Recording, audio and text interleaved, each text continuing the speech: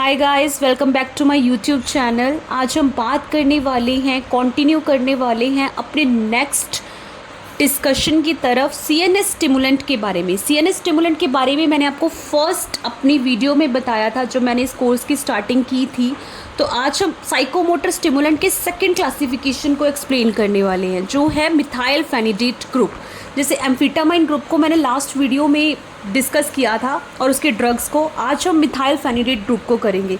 Now in this video we will focus on the methylphenidate group. उसकी classification क्या है, की ड्रग्स कौन सी है, इंपॉर्टेंट क्लिनिकल यूज़ कौन से हैं। So let's get started and learn everything need to know about the methylphenidate group of CNS stimulant. Don't forget to like, subscribe and hit the bell icon for more content like this. First आपको बताते हैं, जो हमने first किया था CNS stimulant क्या होते हैं। जो सीएनएस स्टिमुलेंट होते हैं ना, वो ड्रग होते हैं जो कि हमारी ब्रेन और हमारी स्पाइनल कॉर्ड यानी कि हमारे सेंट्रल नर्वस सिस्टम को एक्टिवेट करते हैं, हमारे अलर्टनेस को बढ़ाते हैं और थकान को कम करते हैं और फोकस को इम्प्रूव करते हैं। उसके बाद हमने किया था उसकी फर्दर क्लासिफिकेशन में, फर्स्ट क्लासिफिकेशन थी साइकोमोटर स्टिमुलेंट। तो साइकोमोटर स्टिमुलेंट क्या होते हैं, एक टाइप के सीएनएस स्टिमुलेंट होते हैं जो मेनली मेंटल अलर्टनेस, कंसंट्रेशन और फिजिकल एक्टिविटी को बढ़ाते हैं। इसमें एम्फेटामाइन और मिथाइलफेनिडेट जैसे ड्रग्स आते हैं। Now let's come to a point, methylphenidate group क्या होता है। तो मिथाइलफेनिडेट ना एक इम्पॉर्टेंट साइकोमोटर स्टिमुलेंट ड्रग होती है। इसका यूज़ ना हम मेनली ADHD जैसी डिजीज़, जो मैंने आपको पिछले एपिसोड में बताया था, attention deficit hyper activity disorder में करते हैं। नार्कोलेप्सी जिसमें नींद ज़्यादा आती है, स्लीप के अटैक्स आते हैं, उनमें देते हैं और फोकस और अटेंशन को इम्प्रूव करते हैं। तो मिथाइलफेनिडेट ना हमारे ब्रेन के केमिकल मैसेंजर्स होते हैं, जैसे कि डोपामाइन और नॉन एपिनेफ्राइन, उनको इंक्रीज़ कर देते हैं, जिससे हमारा ब्रेन ज़्यादा एक्टिव हो जाता है और हमारा अटेंशन और फोकस इम्प्रूव होता है। ड्रग्स होती है ना, टिपिकली क्लासिफाइड होती हैं as a schedule second control substance due to their potential for abuse and addiction. Phenidate group also includes enantiomers, dexmethylphenidate, जो कि ज़्यादा पोटेंट वर्जन होते हैं मिथाइलफेनिडेट के। ये जानते हैं मिथाइलफेनिडेट के काम करने का क्या तरीका है, मतलब कि इसका मैकेनिज्म ऑफ एक्शन। जो मिथाइलफेनिडेट होता है ना, वो हमारे दिमाग में ना डोपामाइन और नॉन एपिनेफ्राइन, इन दोनों नाम के दोनों केमिकल्स को बढ़ा देते हैं, इंक्रीज़ कर देते हैं। ये केमिकल्स हमारी ब्रेन में सिग्नल्स भेजने के काम करते हैं, जैसे कि अटेंशन, ध्यान लगाना, कंसंट्रेशन, एक चीज़ पर फोकस करना और अलर्टनेस, जागृत रहना। ठीक है, इससे ये इम्प्रूव होता है। कैसे काम करता है, मिथाइलफेनिडेट ब्रेन के ना डोपामाइन ट्रांसपोर्टर DAT और नॉन एपिनेफ्राइन ट्रांसपोर्टर NEAT को ब्लॉक कर देते हैं।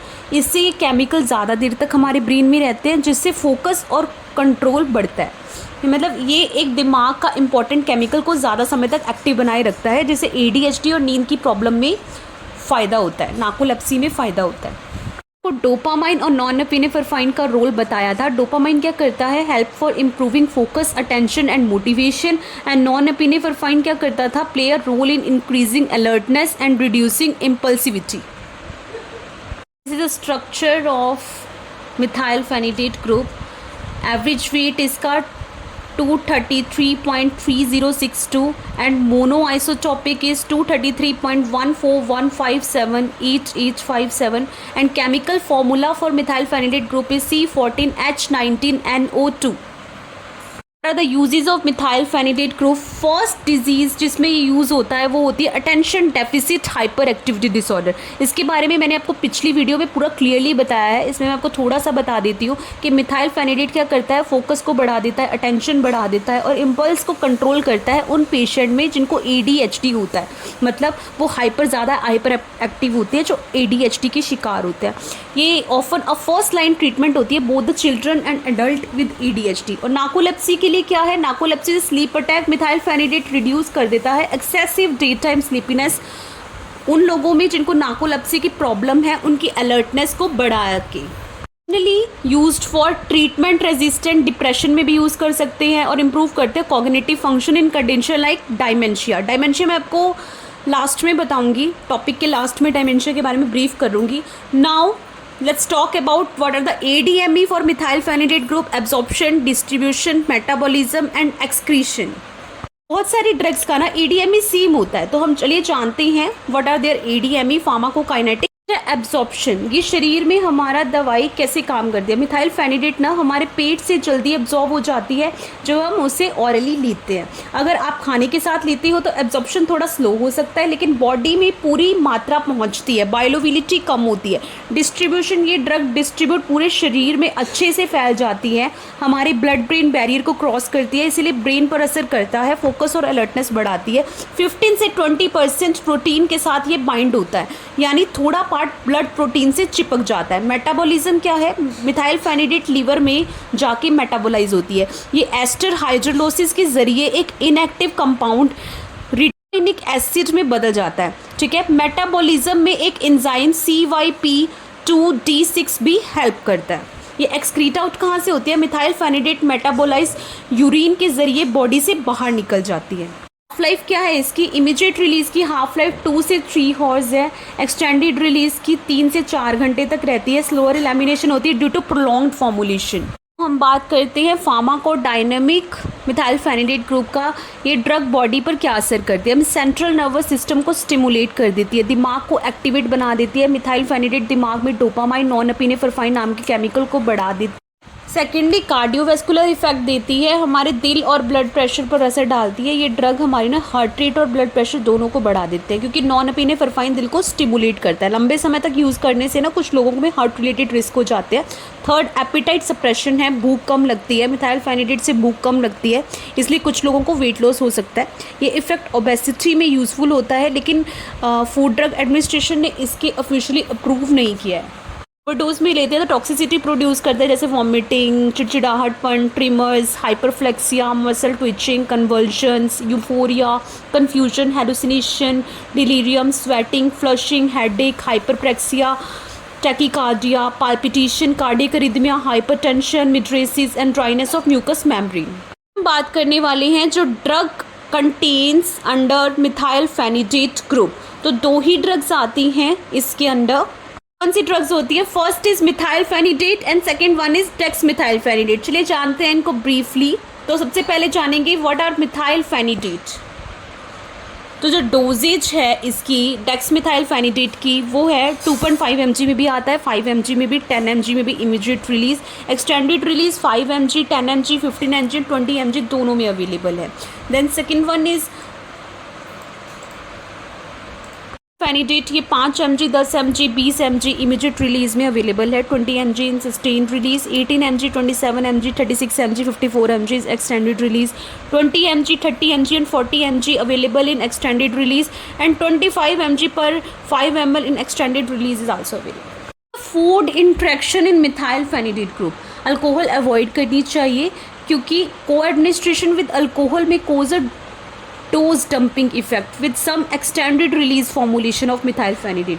It may also potentiate the CNS effect of methyl phenidate.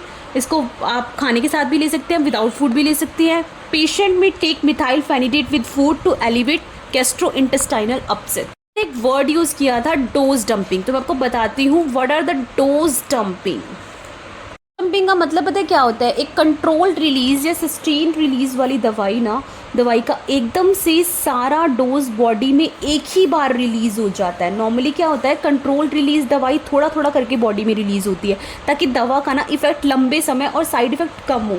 Dose dumping में क्या होता है, दवाई जल्दी और एकदम से रिलीज़ हो जाती है, ब्लड में ड्रग की मात्रा बहुत ही ज़्यादा बढ़ जाती है। इससे टॉक्सिसिटी, जहरीला असर हो सकता है, ज़्यादा साइड इफेक्ट जैसे हार्ट रेट बढ़ना, घबराहट, वॉमिटिंग ये हो सकता है। अगर कोई sustain release methyl phenidate tablet alcohol के साथ ले ली तो टैबलेट की कोटिंग खराब हो सकती है और पूरा डोज एक साथ रिलीज हो जाता है, जिसे हम डोज डंपिंग बोलते हैं। What are the side effect of methyl phenidate group?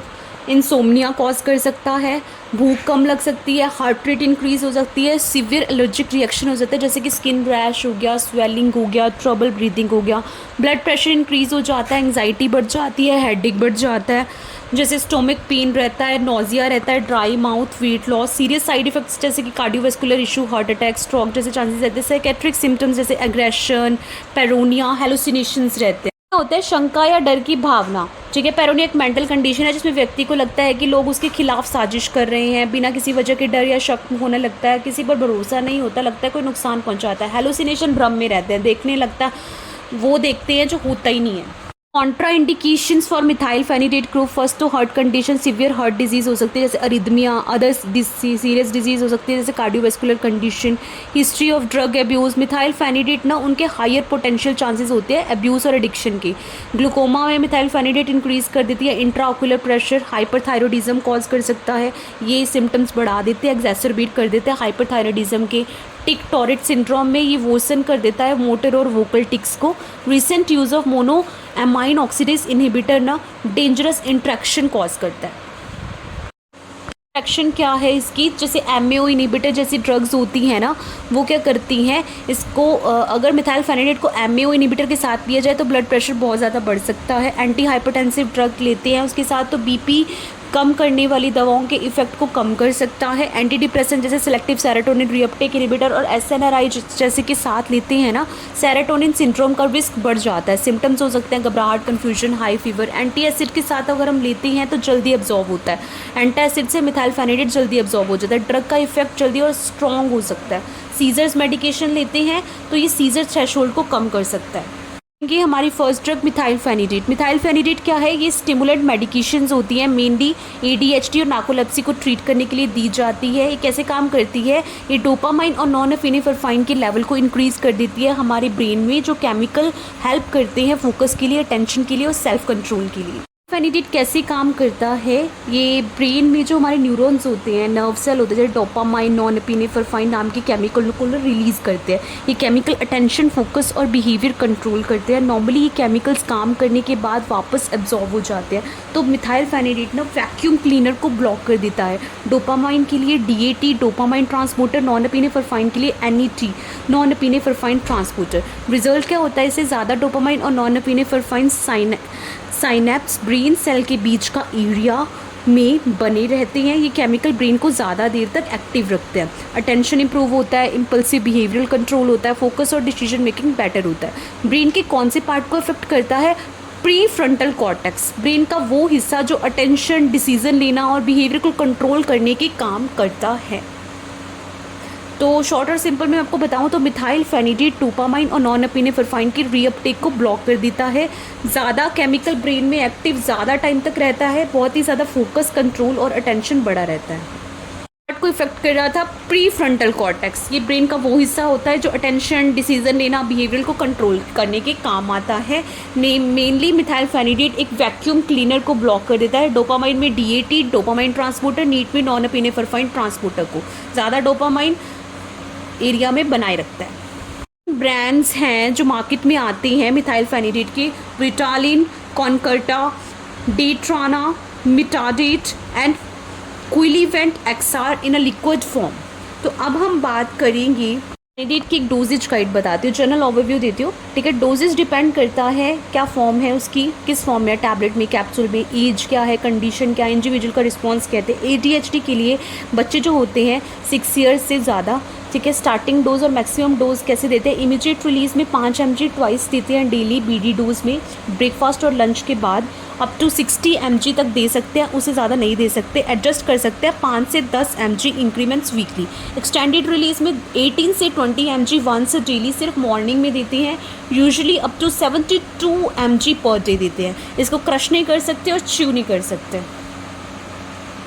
ADHD में इसकी डोजेज क्या होती है, इमीडिएट रिलीज में 10 to 20 mg 2 to 3 times per day, usually 60 mg से ज़्यादा नहीं देते हैं।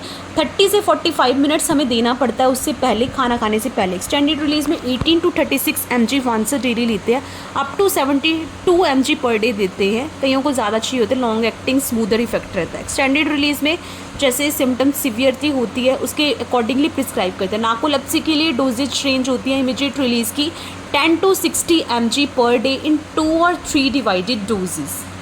इसका एक मैं सिंपल सा एक नोट बताऊंगी, it should be used under medical supervision, can be habit forming if misused. Overdose इसकी हैबिट फॉर्मिंग हो सकती है, तो इसको एक मेडिकल सुपरविजन के अलावा नहीं लेना चाहिए। Not everyone with attention problem, जिनको ADHD की प्रॉब्लम होती है मेनली, उनको हर एक को ज़रूरत नहीं होती इसकी।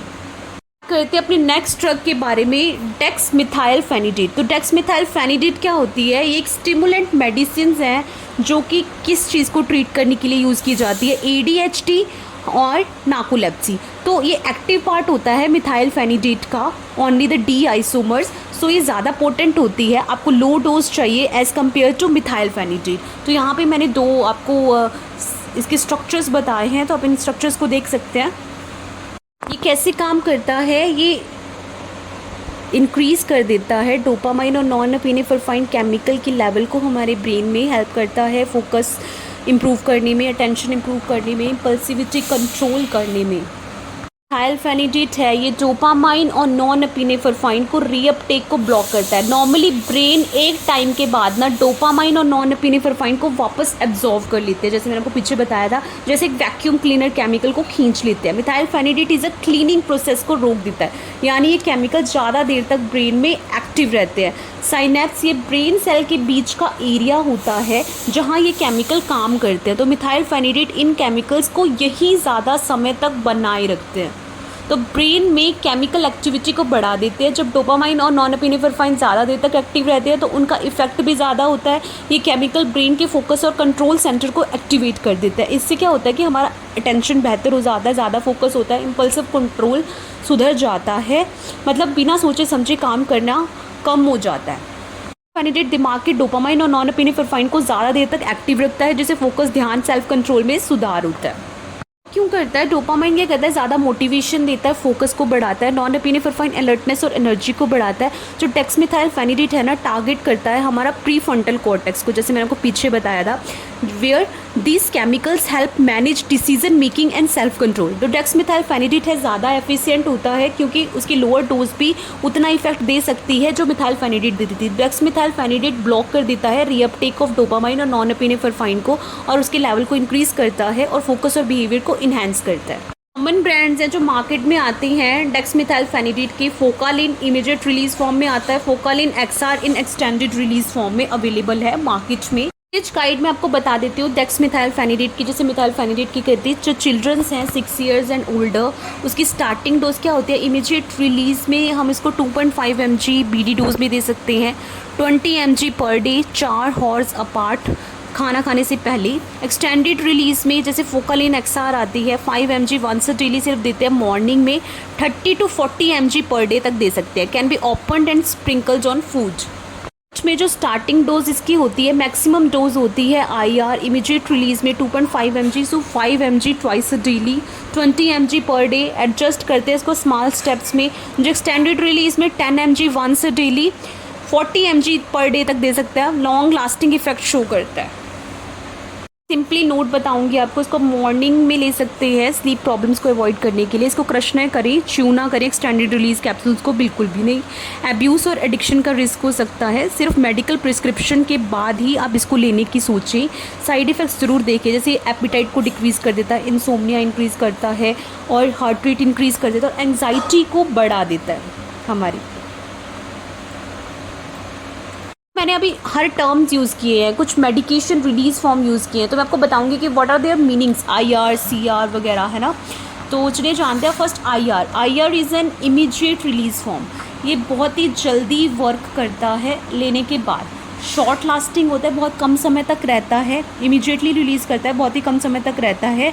वी नीड मल्टीपल डोजेज चाहिए, चाह सकते हैं हमें पूरे दिन में, ठीक है। सेकंड होता है कंट्रोल्ड रिलीज़। कंट्रोल्ड रिलीज़ में क्या होता है, ये मेडिसिन रिलीज़ हो जाती है स्लोली हमारी बॉडी में, ठीक है।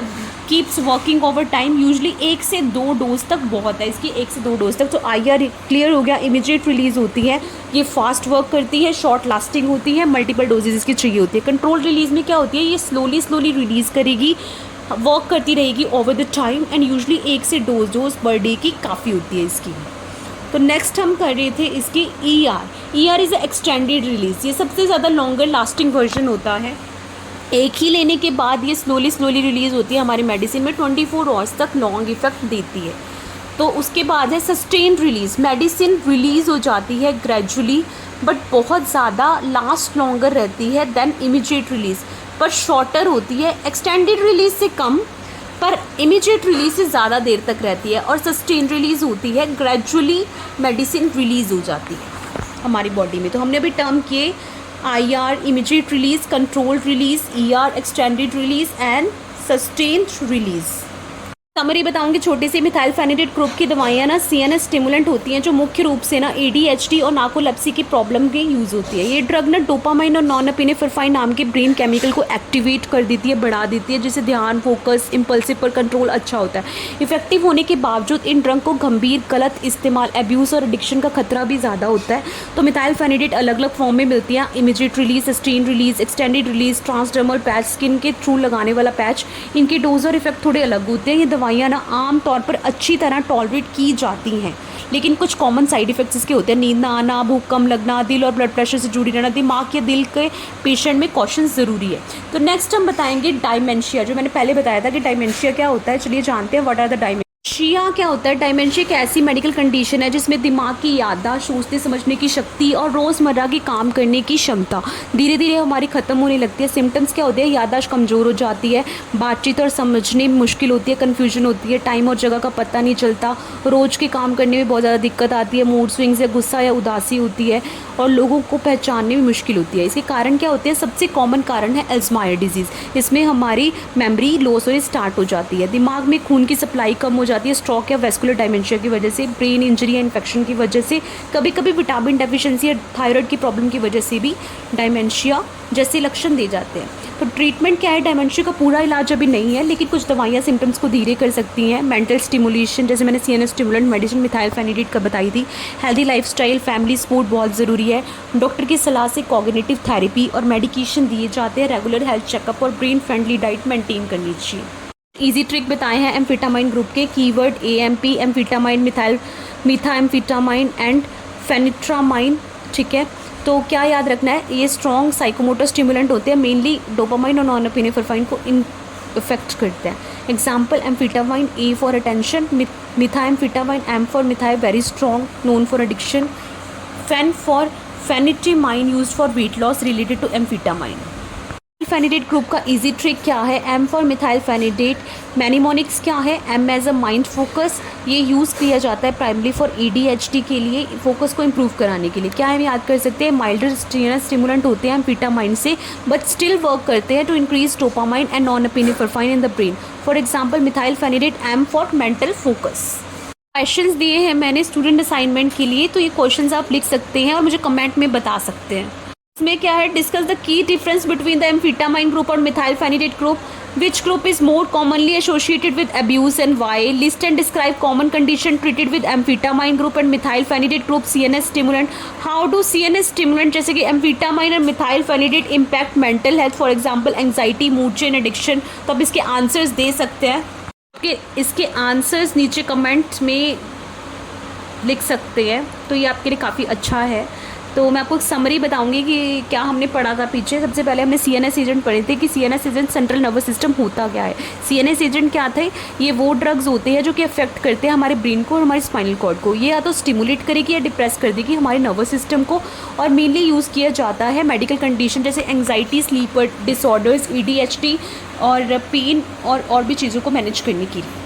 हमने किए थे क्लासिफिकेशन सीएनएस एजेंट के। फर्स्ट किया था सीएनएस स्टिमुलेंट जो कि ब्रेन की एक्टिविटी को इंक्रीज़ कर रहा था, जो कि एडीएचडी और नार्कोलेप्सी जैसी डिजीज़ में यूज़ करते हैं। सीएनएस डिप्रेसेंट किया था जो कि ब्रेन की एक्टिविटी को स्लो डाउन कर देती है, जो एंग्जाइटी और इंसोमिया में यूज़ करते हैं, जैसे कि anti psychotic, anti depressant, anti convulsant, drug for neuro degenerative disease और एनाल्जेसिक पेन किलर हमने क्लासीफाई किया था। फर्दर हम इसको हर एक एपिसोड में क्लासीफाई करेंगे। तो अब फिर हमने बात की थी सीएनएस स्टिमुलेंट के बारे में, ये क्या करती हैं और उसकी क्लासिफिकेशन क्या है। उसके बाद फर्दर हमने क्लासीफाई किया था साइकोमोटर स्टिमुलेंट, उसके 2 क्लासेस अभी हमने किए हैं, एम्फेटामाइन ग्रुप और मिथाइलफेनिडेट ग्रुप, और जो ड्रग्स उसके अंदर आ रही हैं। एम्फेटामाइन ग्रुप में हमने ड्रग्स किए थे एम्फेटामाइन सल्फेट, टेक्स्ट्रोएम्फेटामाइन, लिसडेक्सएम्फेटामाइन, लीवोएम्फेटामाइन। एंड देन उसका मैकेनिज्म क्या था, ये डोपामाइन और नॉन एपिनेफ्रिन के लेवल को इंक्रीज़ कर रहा था ब्रेन में। एडीएचडी और नार्कोलेप्सी जैसी डिजीज़ के लिए, ओबेसिटी जैसी ट्रीटमेंट के लिए हम इसको यूज़ कर रहे थे। देन हमने किया था मिथाइलफेनिडेट ग्रुप, इसमें सिर्फ 2 ड्रग्स थे। नेक्स्ट हमने बात की थी मिथाइलफेनिडेट ग्रुप के बारे में। तो मिथाइलफेनिडेट ग्रुप हमारा, उसमें से हमने कौन सी एग्जांपल्स की थी, कौन सी 2 ड्रग्स की थी, मिथाइलफेनिडेट और डेक्समिथाइलफेनिडेट। मैकेनिज्म क्या था, ये सिमिलर होता है एम्फेटामाइन के, बट थोड़ा सा डिफरेंट होता है, इसका फार्माकोलॉजी थोड़ा सा डिफरेंस होता है। ये भी एडीएचडी, नार्कोलेप्सी जैसी ड्रग्स में यूज़ होता है। उसके बाद जो हमारी साइकोमोटर स्टिमुलेंट में क्लासिफिकेशन रहती है वो होते हैं cocaine and other stimulant drugs, will be covered in the next chapter. So stay tuned with us. आपको मेरा ये वीडियो अच्छा लगेगा तो सब्सक्राइब करना प्लीज़। अपना साइकोमोटर स्टिमुलेंट मिथाइल फेनिडिड और एम्फेटामाइन पूरा कवर कर लिया है। नेक्स्ट टॉपिक में आपको कोकेन एंड अदर स्टिमुलेंट के बारे में मैं आपको ब्रीफली बताऊंगी नेक्स्ट एपिसोड में। फिर हमारा साइकोमोटर स्टिमुलेंट पूरा फिनिश हो जाएगा। उसके बाद हम नेक्स्ट क्लासिफिकेशन करेंगे CNS stimulant की. So thank you for today. Thanks for watching today episode. We took a quick dive into the amphetamine group and methylphenidate group under CNS stimulant, a key part of psychomotor stimulant. In our next episode, we will be breaking down the cocaine, illegal stimulant, other stimulant with similar action, drug by drug in a clear and easy way. So stay tuned with me.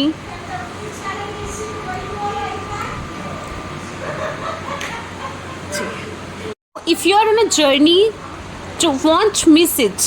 Okay, hit follow, stay tuned and keep learning one step at a time. See you soon. Until next time, stay curious, stay clinical, empowering pharma minds one concept at a time by Kajal Mishra. Thanks for watching. Like and subscribe for more pharmacologically explained simple. Drop your question in the comment. New videos every week. Thank you so much for your support. Thank you everyone. Thank you for your support. So मिलते हैं next episode में cocaine and other stimulants के साथ। तब तक के लिए see ya bye bye. Thank you so much.